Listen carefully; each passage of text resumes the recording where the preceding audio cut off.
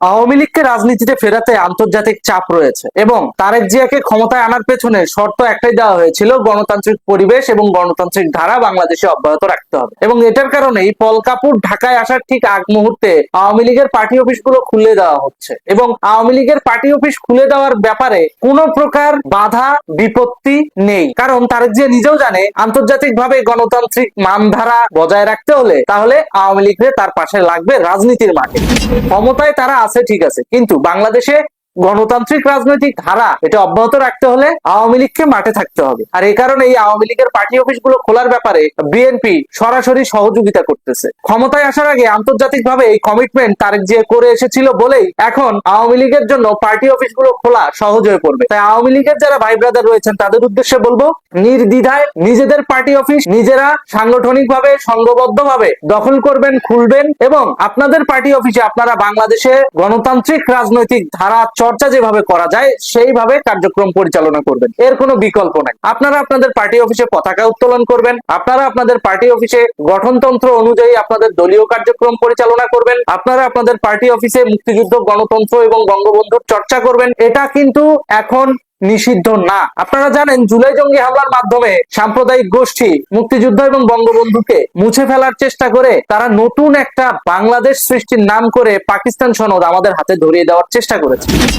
সেটা এখন আর ধোপে টিকছে না। এখন পুনরায় বাংলাদেশের স্বাধীনতা এবং বাংলাদেশের মুক্তিযুদ্ধের চর্চা এটাকে শুরু করার জন্য এবং বাংলাদেশের গণতান্ত্রিক পরিবেশ ধরে রাখার জন্য আওয়ামী লীগ রাজনীতির মাঠে কাজ করবে এবং এটা গণতান্ত্রিক সম্প্রীতি সুসম্পর্ক বজায় রেখেই। দর্শক, গণমাধ্যম বলছে বাংলাদেশের অন্তত 9টি জেলায় আওয়ামী লীগের অফিস খুলেছে, জেলা সদরের অফিস খুলেছে। এটা একটা বড় খবর আওয়ামী লীগের রাজনীতির জন্য। কিন্তু গণমাধ্যম যখন 9টির কথা বলছে, প্রকাশ করেছে, তখন আজকে সামাজিক যোগাযোগ মাধ্যমের বরাত দিয়ে আমরা এটা জানতে পেরেছি আরও একটা জেলা সেখানে যোগ হয়েছে, সেটা নওগাঁ জেলা। এই ব্যাপারগুলো যখন ঘটছে তখন আওয়ামী লীগের রাজনীতি কি সত্যিই উন্মুক্ত হচ্ছে?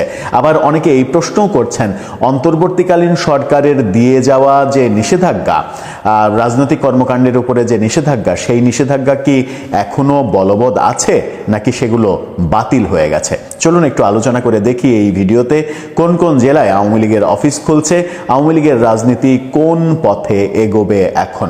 থাকবেন। দর্শক, বলছিলাম অন্তত 9 জেলায় আওয়ামী লীগের অফিস খোলার খবর দিচ্ছে গণমাধ্যম সমকাল। আমরা আজকে নতুন আরেকটা যুক্ত হতে দেখেছি এই খবরের বাইরে, সেটা নওগাঁ জেলায়। সমকাল যেটা বলছে তাদের শিরোনামটা দেখে নিন। সেখানে বলছে 9 জেলায় আওয়ামী লীগ কার্যালয় খুলল। সেখানে তারা বলছে যে 18 মাস পর নোয়াখালী, বরগুনা, কুড়িগ্রাম, নারায়ণগঞ্জ, শরীয়তপুর, হবিগঞ্জ, রাজবাড়ী, চট্টগ্রাম এবং দিনাজপুরের পার্বতীপুরে উপস্থিতি জানান দিয়েছে কার্যক্রম নিষিদ্ধ আওয়ামী লীগ এবং তার অঙ্গ সংগঠন। বুধবার এসব জেলায় দলটির পরিত্যক্ত কার্যালয়ের তালা ভেঙে ভিতরে প্রবেশ করেন নেতাকর্মীরা। জাতীয় এবং দলীয় পতাকা উত্তোলন, বঙ্গবন্ধু শেখ মুজিবুর রহমান ও শেখ হাসিনার ছবি টাঙানোর ঘটনাও ঘটেছে, আমরা দেখেছি। গত সোমবার 4 জেলা এবং রোববার 6 জেলায় নেতাকর্মীরা উপস্থিতি জানান দিয়েছিলেন। এরপরে গতকালকে এই 9 জেলার ঘটনা ঘটে।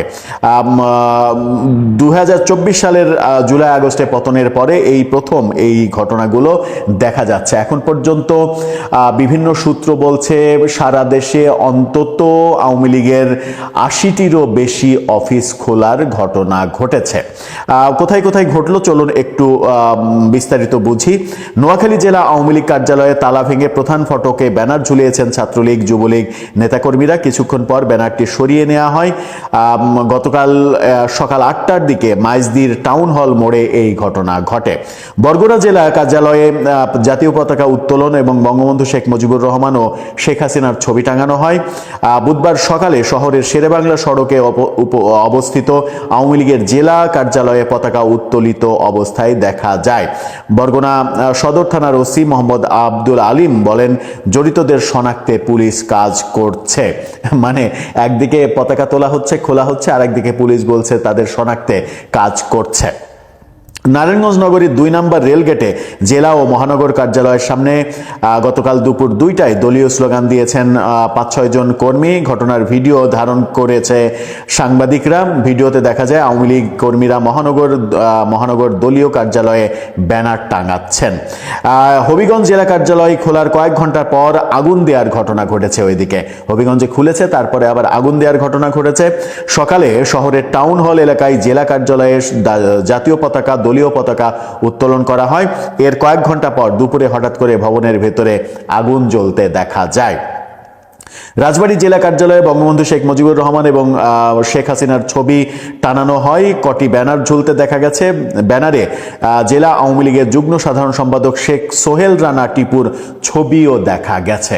এদিকে দিনাজপুরের পার্বতীপুর উপজেলা আওয়ামী লীগের কার্যালয়ে দলীয় ও জাতীয় পতাকা উত্তোলন করে সংক্ষিপ্ত সমাবেশ করেছে আওয়ামী লীগ। বেলা 11টার দিকে উপজেলার বিভিন্ন গ্রাম থেকে আসা অর্ধশতাধিক নেতাকর্মী সমবেত হন। এই ঘটনা ঘটে।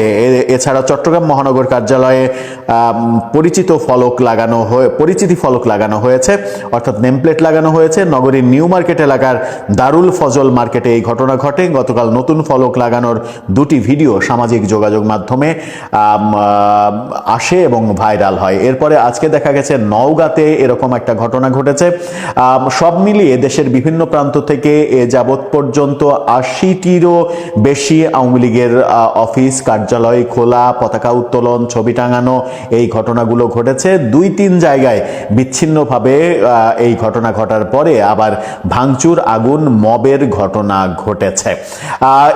এই ব্যাপারগুলো কি বার্তা দিচ্ছে যে বিএনপি অন্তর্বর্তীকালীন সরকারের নেওয়া সিদ্ধান্ত মানতে চায় না? বিএনপি চায় গণতান্ত্রিক পথে সবকিছু হোক এবং তারা কোনো রাজনৈতিক দল নিষিদ্ধের ব্যাপারে যেহেতু একমত নয়, সেহেতু তারা অঘোষিতভাবেই চাইছে, তারা নিজেরাই চাইছে যে আওয়ামী লীগের কার্যালয়গুলো খুলুক, আস্তে আস্তে তারা আনাগোনা শুরু করুক এবং তারা রাজনীতিতে সরব হোক। তারপরে একটা পর্যায়ে বিএনপির সময়টা 2-4 মাস যাওয়ার পরে তারা হয়তো বলবে যে নির্বাহী আদেশে কোনো নিষিদ্ধের ঘটনা থাকবে না, তুলে নেওয়া হবে। সেদিকেই কি যাচ্ছে সবকিছু? আর এখানে ভারত কি একটা বড় ভূমিকা রাখছে?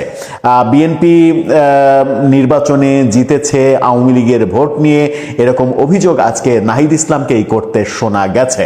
নাহিদ ইসলাম অভিযোগ করেছেন আওয়ামী লীগের ভোট ব্যাংক পুরোটাই বিএনপিকে ভোট দিয়েছে। তাহলে প্রশ্ন হচ্ছে, আওয়ামী লীগের ভোট ব্যাংক পুরোটাই যদি বিএনপিকে ভোট দেয় তাহলে আপনারা কি করলেন? আপনাদের জোটের প্রধান দলও তো আওয়ামী লীগের ভোট ব্যাংকের দিকে হানা দেওয়ার অনেক চেষ্টা করেছে এবং আমরা জানি যে তারা অনেক ভোট আওয়ামী লীগের পেয়েছে বলেই শেষ পর্যন্ত তাদের ভোটের হার 32%-এ গিয়ে ঠেকেছে। সুতরাং আওয়ামী লীগের ভোট অনেকেই পেয়েছে, সম্ভবত এনসিপি ছাড়া। এনসিপির শাপলাগলিতে আওয়ামী লীগের লোকজন হয়তো ভোট মারেনি, তাছাড়া বিভিন্ন দিকে বিচ্ছিন্নভাবে আওয়ামী লীগের ভোট প্রায় সব দিকেই গেছে। এই বাস্তবতা যখন আমরা জানি, তখন নাহিদ ইসলাম এককভাবে বিএনপি আওয়ামী লীগের ভোট ব্যাংক কাজে লাগিয়ে জিতেছে এবং জেতার পরে ফ্যাসিস্টকে পুনর্বাসনের কাজ করছে বিএনপি, এরকম অভিযোগ আজকেই সংবাদ সম্মেলনে দুপুরের পরে তিনি বলেছেন। দর্শক, আপনার মতামত এই ব্যাপারে জানিয়ে লিখতে পারেন আমাদের কমেন্ট বক্সে।